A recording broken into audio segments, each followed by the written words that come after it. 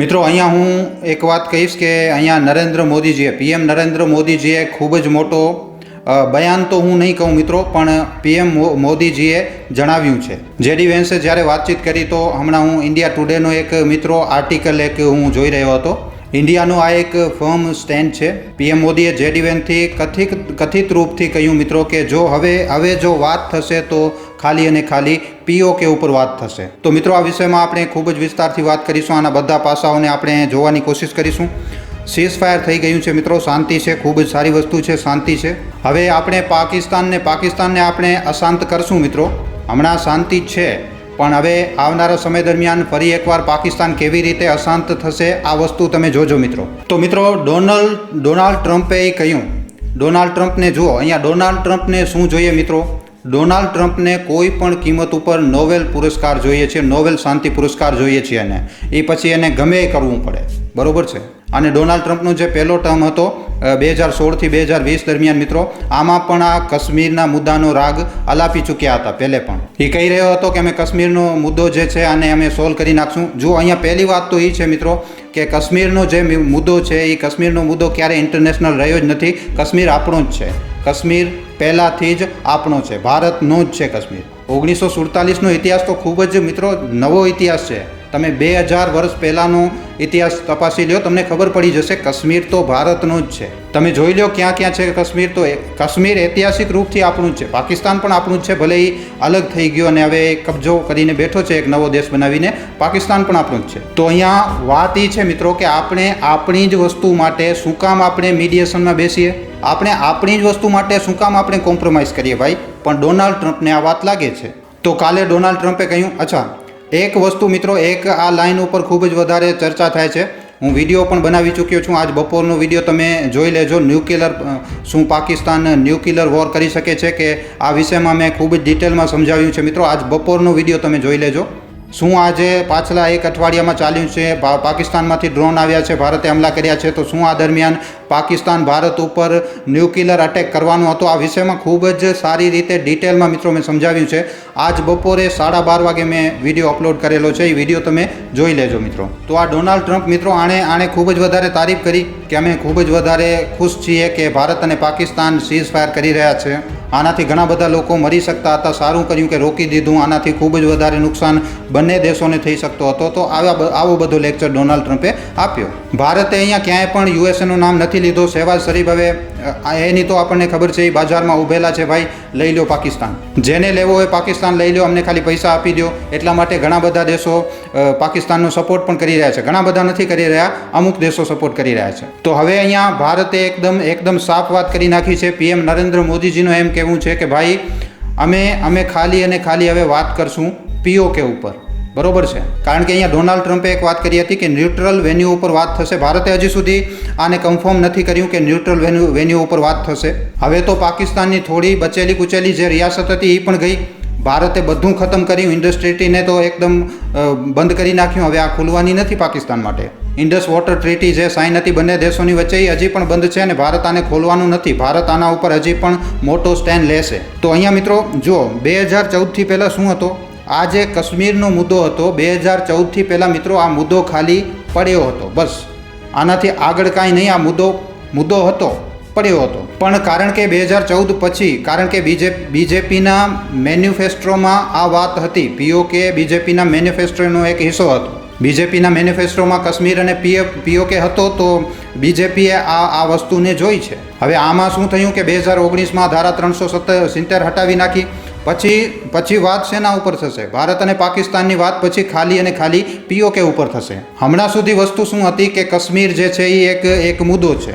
Resolution 47 આ બધી વસ્તુઓ ઉપર જે છે આના ઉપર ડિસ્કશન થઈ રહ્યું હતું. હવે મિત્રો આ જે વસ્તુ છે આ વસ્તુ હવે હટી ચૂકી છે અને આખી દુનિયા આ માની ચૂકી છે. 2019 પછી પાકિસ્તાન આતંકવાદની ફેક્ટરી ચલાવી રહ્યો હતો, હજી પણ ચલાવી રહ્યો છે, ભારતમાં મોકલી રહ્યો હતો અને મોકલી રહ્યો છે. શું કામ? કારણ કે કાશ્મીર એમના માટે જીવન મરણનો એક ખેલ છે મિત્રો. એમની આર્મી માટે કાશ્મીર ખૂબ જ વધારે જરૂરી છે. આ વાતને તમે સમજો. તો આ એક એજન્ડો ચલાવી રહ્યા હતા 2019 સુધી, અને એટલા માટે ભારતથી વાતચીત પણ કરી રહ્યા હતા કે કાશ્મીરનો આ એક મુદ્દો છે. વાત લગાતાર કરી રહ્યા હતા, સાથે સાથે આતંકવાદી પણ મોકલી રહ્યા હતા. પણ 2019 પછી શું થયું કે પાકિસ્તાને કાશ્મીરના મુદ્દા ઉપર વાત કરવાની જ બંધ કરી નાખી. કારણ કે જે કાશ્મીર છે, આ કાશ્મીરનો જે મુદ્દો હતો એને જ અમે ખતમ કરી નાખ્યું. હવે તું કોણ છે આના ઉપર વાત કરવા વાળો? અને આના પછી હવે ભારતે મિત્રો કહ્યું છે, હવે પાકિસ્તાનને ખબર છે કે પાકિસ્તાનને જો એ લોકો જો વાત કરશે તો એમને ખબર છે કે કાશ્મીરનો મુદ્દો તો એમણે છોડી દીધું. હવે જે ભારતનું જે કહેવું છે, ભારત કહી રહ્યો છે કે અમે ખાલી અને ખાલી POK ઉપર વાત કરીશું, અને બિલકુલ બરોબર વાત છે. આ POK ઉપર જ હવે વાત કરવી જોઈએ. મિત્રો, સમજમાં નથી આવી રહ્યું કે હમણાં સુધી આપણે પાકિસ્તાનને ત્યાં જમાઈ બનાવીને શું કામ રાખેલું છે. તો હવે આ જે ડોનાલ્ડ ટ્રમ્પ છે, આ એ કહી રહ્યો છે કે અમે મીડિયેટ કરશું. હવે જુઓ, ડોનાલ્ડ ટ્રમ્પ આ જે શહેબાઝ શરીફ છે ને, એણે ડોનાલ્ડ ટ્રમ્પનું ખૂબ જ વેલકમ કર્યું છે કે હા ભાઈ, ખૂબ જ સારી વસ્તુ છે, ખૂબ જ સારી વાત છે, ડોનાલ્ડ ટ્રમ્પ કરાવી રહ્યા છે. હવે જુઓ, ત્યાંની આર્મીને બધું શું છે, મેં તમને ઘણા વિડીયોમાં જણાવી ચૂક્યો છું હું કે આ જે છે અમેરિકાના ટુકડા ઉપર પડવાવાળો આ દેશ છે. હમણાં પણ અમેરિકાના IMF જ 20,000 કરોડ રૂપિયા આપ્યા છે. આમાંથી જે અડધા પૈસા છે એ તો આસિફ મુનીર લઈ જશે, અને પછી અડધા પૈસા જે વધશે એનાથી પાકિસ્તાન અમેરિકા પાસેથી જ પાછા હથિયાર લેશે. તો આ એકદમ ચોખ્ખી, સિમ્પલ અને એકદમ સરળ વાત છે. હું તમને એ જ જણાવી રહ્યો છું કે જે કાશ્મીર છે, કાશ્મીર મિત્રો આપણું જ છે. હવે શહેબાઝ શરીફ જે છે એ તો કહેશે જ કે ભાઈ ઇન્ટરનેશનલી જે છે આને સોલ્વ કરાવો. એ લોકો તો કહેવાના જ છે, કારણ કે કાશ્મીર એમનો ક્યારે હતો જ નહીં, કાશ્મીર પાકિસ્તાનનો ક્યારે હતો જ નહીં. તો એ લોકો તો કહેશે જ કે ભાઈ આને સોલ્વ કરાવો, કારણ કે એ પોતે તો આને સોલ્વ કરી નથી શકતા. પણ હવે મિત્રો, ભારતે પોતાનું સ્ટેન્ડ રાખી દીધું છે. ભારતે એકદમ સાફ શબ્દોમાં કહી દીધું છે કે અમને પાકિસ્તાન ઓક્યુપાઈડ કાશ્મીર જોઈએ, મતલબ કે POK અમને પાછો જોઈએ. અને હવે જે ભારત દેશ છે એ બસ ખાલી અને ખાલી બસ POK ઉપર જ વાત કરશે. તો હવે આપણી આ એકદમ ક્લિયર વાત છે POKને લઈને કે પાકિસ્તાનને લઈને કે તમે અમને POK આપો. આના સિવાય આ વિષયમાં બીજી કોઈ પણ વાત અમારા બાજુથી નહીં થાય. ઘણા વર્ષોથી, પાછલા 3-4 વર્ષોથી લગાતાર POKની વાત થઈ રહી છે. POKમાં તમે જોશો તો લગાતાર ત્યાં પ્રોટેસ્ટ પણ થઈ રહ્યા છે POKમાં. અને POKમાં મિત્રો, POKમાં તમે જોજો, 1-2 વર્ષોમાં તમે જોજો, તમને કાંઈક ને કાંઈક POKમાં મોટું જોવા મળશે. સાથે જ સાથે જો તમે આતંકવાદીઓને આ ભારતમાં નથી મોકલતા, કારણ કે POKમાં મુઝફ્ફરાબાદમાં આ ભારતે જે 9 લોકેશનો ઉપર હુમલો કર્યો એમાંથી અડધી તો POKમાં છે. 30 કિલોમીટર ઉપર તમે આતંકવાદનો એકદમ અડ્ડો બનાવીને રાખ્યો છે. પીર પંજાલના રસ્તામાંથી તમે ક્રોસ કરાવી નાખો છો આતંકવાદીઓને. તો આ અહીંયા જે છે, એક તો POK, અને બીજી જે વસ્તુ છે કે તમે આતંકવાદીઓને અમને આપો તો જ અમે વાત કરશું. બસ, ધેટ્સ ઇટ. તો ભારતની આ એકદમ ક્લિયર કટ પોઝિશન છે. બીજા કોઈ પણ ટોપિક ઉપર, બીજી કોઈ પણ વાત ઉપર ભારતનો ટાઈમ વેસ્ટ તમે લોકો ન કરતા. તમારી સાથે બીજી કોઈ પણ વસ્તુ ઉપર હવે ભારત મીડિયેટ નથી કરવાનો. તો ભારતનો મિત્રો આ એકદમ સીધો સ્ટેન્ડ છે. અને જુઓ, અમેરિકાને પણ ભારતની આ વાત માનવી પડી છે. તો જેમ કે આપણે જણાવ્યું પહેલાં કે શહેબાઝ શરીફે આ ડોનાલ્ડ ટ્રમ્પને વેલકમ કર્યું છે. હવે ડોનાલ્ડ ટ્રમ્પે જુઓ જે વસ્તુઓ કહી છે, બધી વસ્તુઓ કહી છે, ડોનાલ્ડ ટ્રમ્પને હમણાં મૂકી દો. આ વસ્તુના આના કહેવાના માયને શું છે, આના માયને શું છે, આ વસ્તુ તમને સમજવાની જરૂર છે. અહીંયા હું તમને 3 પોઈન્ટ સમજાવું છું. સૌથી પહેલાં તો ભારતે જે POK ઉપર જે પોઝિશન લીધી છે, તો ભારતનો જે છે હમણાં આ વખતે ભારતનો આ એક ખૂબ જ વધારે એગ્રેસિવ સ્ટેન્ડ છે. ભારતે એક રીતે એકદમ સાફ કરી નાખ્યું છે આખી દુનિયાને કે હવે ટેરરના મામલામાં, આતંકવાદના મામલામાં અમે હવે કોઈ પણ પ્રકારનો સહન નથી કરવાના, કોઈ પણ કોમ્પ્રોમાઇઝ અમે આ વિષયમાં નથી કરવાના. તો ભારતે એકદમ સબૂત આપીને કહ્યું છે મિત્રો, એકદમ એવિડન્સ દેખાડ્યા છે કે જો આ રહ્યા સબૂત, આ આખા ઘટના પાછળ આ પાકિસ્તાન છે, આના સબૂત છે, અને હવે અમે આના ઉપર કોઈ પણ પ્રકારે કોઈ પણ કોમ્પ્રોમાઇઝ નથી કરવાના. બીજી જે વસ્તુ છે કે મીડિયેશન, જે આટલો થોડોક જે સ્કોપ હતો ને એને એકદમ ખતમ કરી નાખ્યું છે. યુનાઇટેડ નેશનની 80ની 83, અમેરિકાની 80ની 83, અમને POK જોઈએ. તમે જ્યારે IMFથી પૈસા અપાવી રહ્યા છો પાકિસ્તાનને, તમે લોકો અમારી વાત નથી માની રહ્યા, તો અમે તમારી વાત શું કામ માનીએ?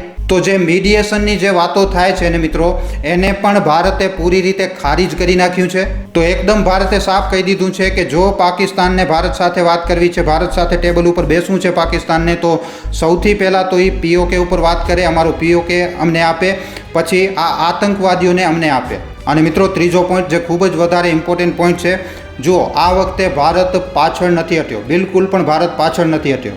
જો અહીંયા આપણે 1971 વોરની વાત કરીએ તો જુઓ તે સમયે જે વસ્તુઓ છે એ ઘણી અલગ હતી. આજની તારીખમાં જો પાકિસ્તાન એક ન્યુક્લિયર નેશન ન હોય તો હમણાં સુધી ભારત પાકિસ્તાનની 80ની 83 કરી ચૂક્યો હોય. પણ આજના સમયમાં શું છે, 2025માં પાકિસ્તાન એક ન્યુક્લિયર નેશન તો છે જ, એટોમિક પાવર છે એ, અને ભારત એક જિમ્મેદાર દેશ છે મિત્રો. ભારતને બિલકુલ ખબર છે. તમે જુઓ પાકિસ્તાનનો સ્ટોક માર્કેટ એકદમ ક્રેશ છે, ભારતનો સ્ટોક માર્કેટ હોલ્ડ કરી રહ્યો છે. તો ભારતે પાકિસ્તાનને એકદમ સાફ કરી નાખ્યું છે, એકદમ સાફ શબ્દોમાં કહી દીધું છે, અને આખી દુનિયાને કહી દીધું છે કે તમારી આ ન્યુક્લિયર ધમકીથી અમે ડરવાના નથી. આજના બપોરના વિડીયોમાં મિત્રો આપણે ખૂબ જ વિસ્તારથી ચર્ચા કરી છે, જેવી રીતે ભારતે અટેક કર્યું, બાજુમાં પાકિસ્તાનની કેવી રીતે હવા નીકળી ગઈ હતી, એમના ન્યુક્લિયર સેન્ટરની બાજુમાં ભારતે હુમલો કર્યો હતો.